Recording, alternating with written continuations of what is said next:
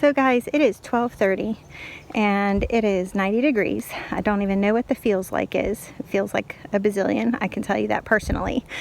But my plan is to hike early in the morning and actually take a good solid break, 1-2 hours if needed, to get through the heat of the day and then start hiking in the afternoon up until it gets dark. But today is day one, it's Thursday, and I only got on trail less than an hour and a half ago, and so I really don't have that luxury of taking a nice break through this heat because I need to get some miles in, and I'm not going to be able to do that if I take a big break. That does mean that I'm hiking through this heat, and in these exposed areas it's pretty brutal, and there's no water here. They say that there's no water for the first almost 15 miles of this trail. I did come across those boardwalks in the very beginning that did have water, so maybe I'll get lucky. I do have a really heavy water carry on my back right now because I knew the lack, and so, but it would be nice if I came across another surprise stream or something that I could fill up, because I am trying to be aware of my water intake while also making sure I stay hydrated. It's an interesting little balance, but I am enjoying a tiny little patch of shade in this tree, and now I am going to basically shade hop is what I'm going to do, is just kind of get through these tougher areas, and then when there's a little shade, you know, take a breather and then keep going as far as I can, at least today. Pray for me, y'all. This is someone's answered prayer.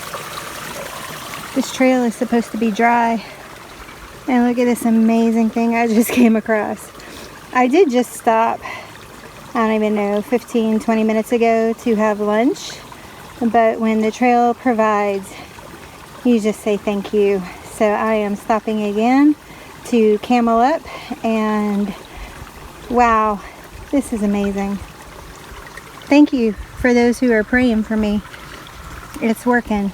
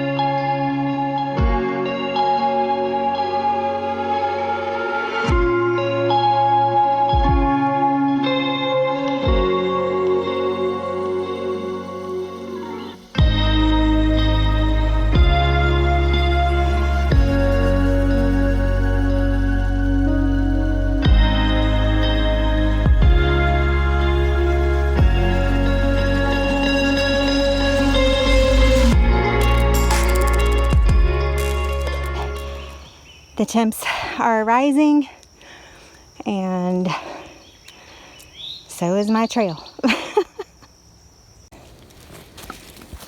After the Jeep road, you are back to the river. There may be some ways to get down there, but if you want water from this river, you are going to have to work for it here.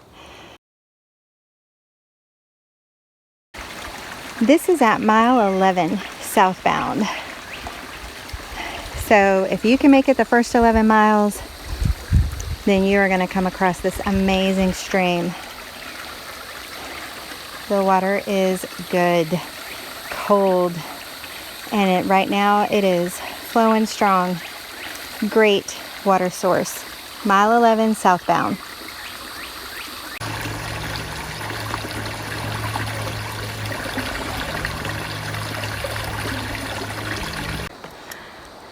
Looks like this tree tried to take out the bridge.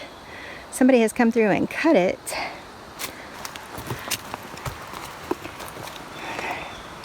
Yeah, that didn't look sketchy at all.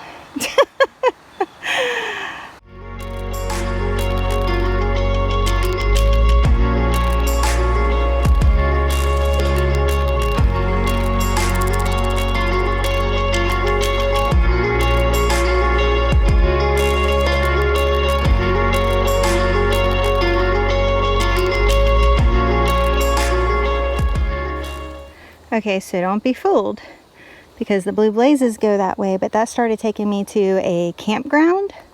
So I'm going to turn right, staring at the sign, turn right and see if this will pick up the trail. I see no blazes from here, but maybe there's one right around the corner.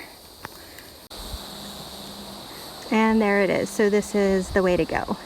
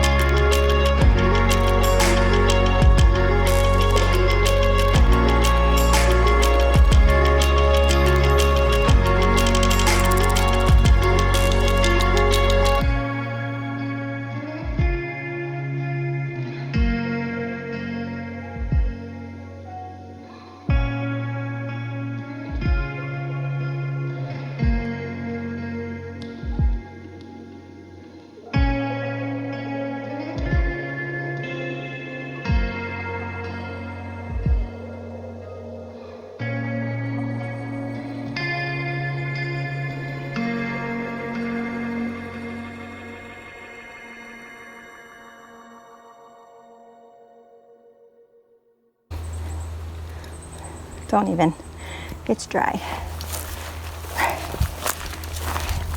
And that looks super sketchy.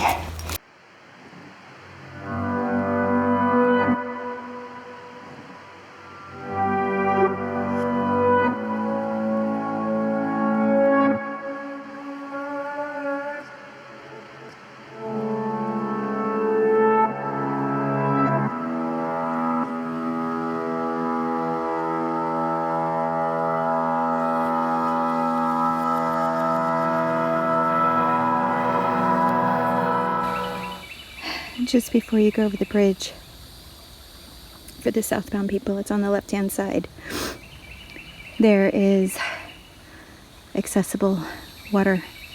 It does look muddy and like people have slid, so do be careful, otherwise you might go for an unexpected swim. But at least there is water here before the shelter.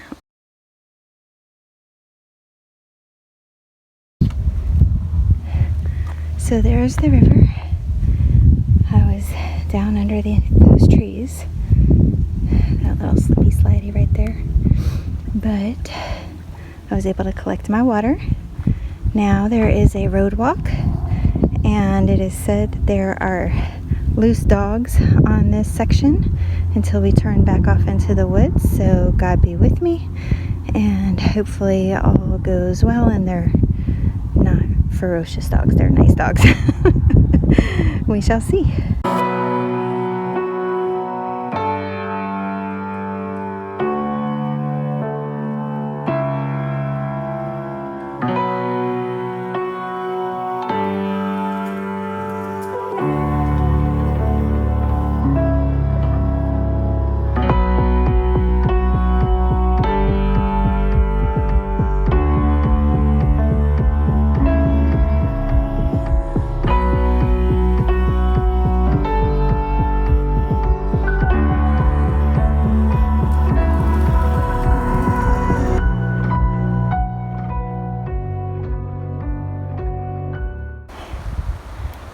So I have to tell you, for a moment, I actually thought that I was off trail, which technically I was. Apparently I missed the Blue Blaze turnoff to get off of this Jeep road, and it does take you into the woods straight across. However, it then crosses back over this Jeep road to get to the shelter. So I was just, wow, look at that tree. I was